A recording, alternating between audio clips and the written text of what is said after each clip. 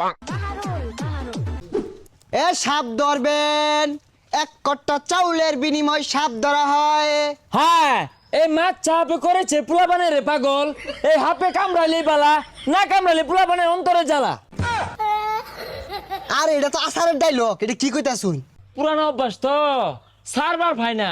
ওহনার পোলাপান তো ডিজিটাল হয়ে গেছে গা, আসার আর খায় না। এই মাছ চাপ ধরি পাই না, হাত ধরি বিন্নাবতী অজগর গুকুর।